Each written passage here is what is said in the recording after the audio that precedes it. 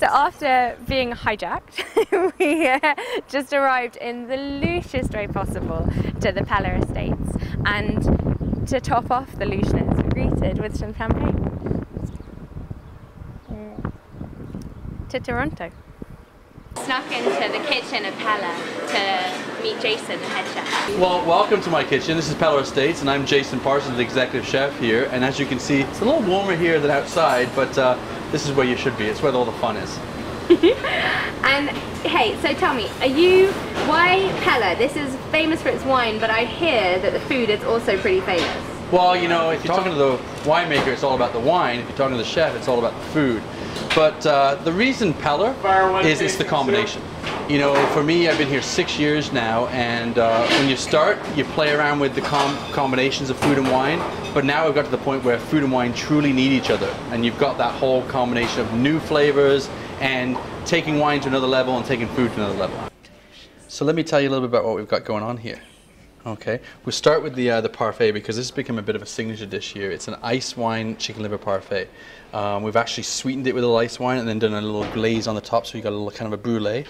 It's a honey mustard, ice wine jelly, and then a little bit of a blackberry compote that we preserved. What we do is we always take some of the fruit when it's in season, preserve it so we can extend our seasons a little bit. Over here for sherry, we've got a little steak tartare. It's just fresh, a nice heritage beef, the top grade beef that you can get, just chopped down with some capers, gherkins. No lemon in there. We don't use lemon here because it's all Canadian ingredients. So we actually put a little bit of verjus, which is unripened grape juice. So a nice way to start the meal, and a little showcase of what Ontario can offer. Enjoy. So we are just about to start our lunch at the restaurant in the Peller Estate, and everyone has gone through everything with us, where the foods come from, and it's so local. It's all from the Ontario region. There's a real Toronto thing here, and the waitress is amazing. She even knows what tastes the wines are going to bring out. It's so lovely to be around people with such expertise. I'm going to start now because I'm not going to lie, I'm starving. So this is Lawrence, who greeted me with champagne when I got off of the helicopter. And I've just hijacked him to ask him a couple of questions about wine here and the Niagara region and Peller, because Peller's a big name in Canada. Can you tell me about ice wine? Because ice wine is something that people outside of Canada, and you know, it's expensive and it's hard to get your hands on. Absolutely. It's probably one of the nicest treats as a winemaker. Not a lot of wine regions have an opportunity to have two different harvests. We harvest our table wines, we also harvest our ice wines. So it's that kind of rejuvenation come January, February, where the regular harvest is finished and we get this excitement back at the winery. You know, it's picking at, you know, minus 10 degrees Celsius with the moonlight and your feet crunchy under the snow. It's just a spectacular thing to do. Oh, I can imagine. The Niagara region has a lot of wineries here, yeah? Yeah, absolutely. There's many wineries here in Niagara, and really what makes Niagara such a great growing region is the proximity to the lake and the escarpment. It's this beautiful sort of weather tempering effect that allows us to have later bud break and warmer summers and warmer winter. It's an absolute spectacular place to grow grapes, and as you can see around, it's vineyard after vineyard after vineyard. It's a gorgeous part of the country. It really is. It's strange to think that this wine region is so close to Toronto. How close to Toronto are we right now? We're about, I think it's about 40 some kilometers across the lake. It's not very far, but to drive around, we're only maybe about an hour. It's quite close. You can see Toronto across the lake on a clear day. So it's just like Toronto's sort of backyard garden where we just happen to grow a lot of grapes. I let him go, but now I've taken him back again because I want to ask him one more question. What is your favorite wine? You know, it's a tough question because it really depends on the time of year. You know, I find aromatics are so exciting. I love Riesling in the spring because we're all about, you know, the fresh fruit, the fresh vegetables. In the fall, you're getting into the big Chardonnays. But, you know, it's not a cliche. We're here in the heart of ice wine country, basically, and ice wine has to be the gem. You know, taking something that's so luxurious, so difficult to make, and then using it throughout the meal, not just the dessert wine, but as appetizer wine and things like that. ice wine has to be the one. We're tying the ice wine in throughout the entire meal. Well, I even actually got ice wine juice right from the vines. Lawrence puts it aside for us every winter, and we poach our duck in it. It's unbelievable. So you and Lawrence work quite tightly together. We do. You know, Lawrence is a big foodie. I'm a big winey. I mean, I think he gets away with saying that better than I do because it sounds like I'm an alcoholic.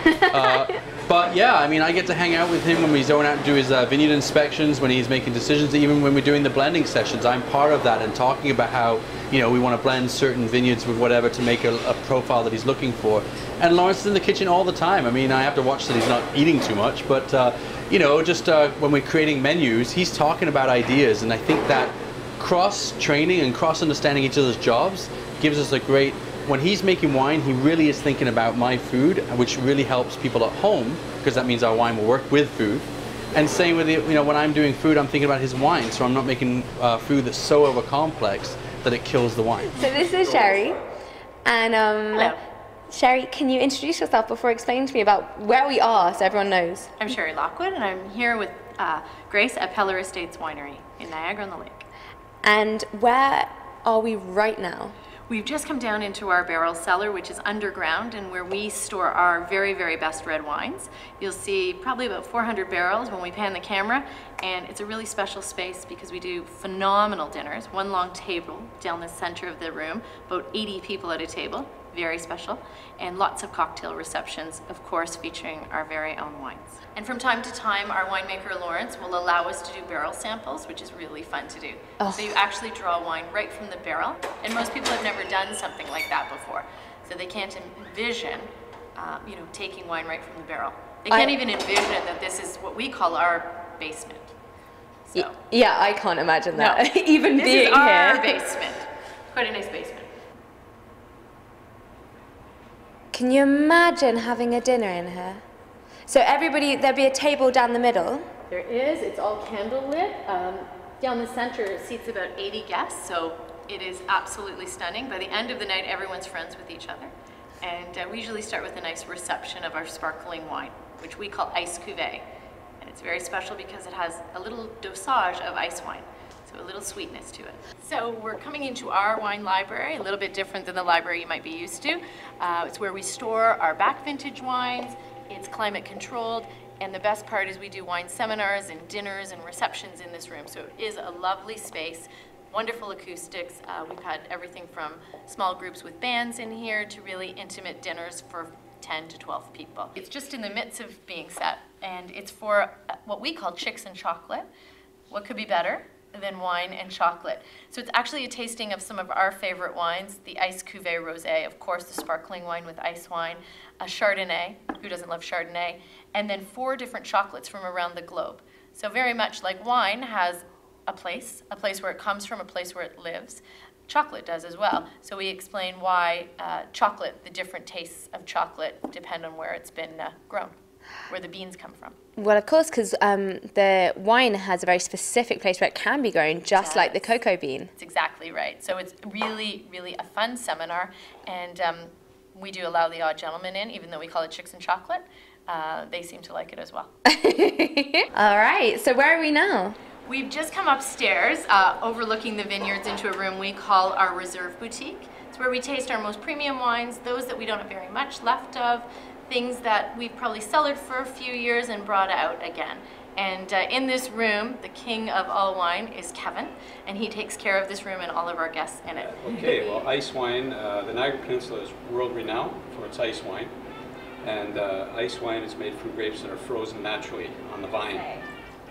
So this is, I say, our Cabernet Franc, Lawrence's actually, but I like to take some credit with them, you know. But with the Cabernet Franc, if you give the wine a good chew, where you suck a little air with it, like on a structured tasting, you may notice some spice with it.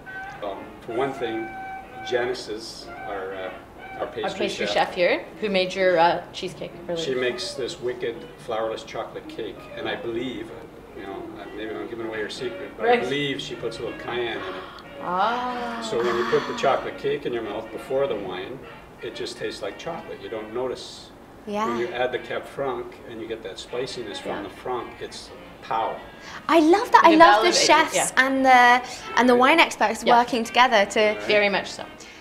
If I was to come back here with friends, could I come up here and introduce them to Kevin? This, yeah, the room. This is a great room. It's by appointment, and whether you're a wine club member, which the members are the people we mail wine to every month, and of course they give us a little money for that. But they get up. It's complimentary for them, and but you don't have to be a member. You can come up and taste as long as you've got an appointment, because we've only got room for about 12 or 14 at a time.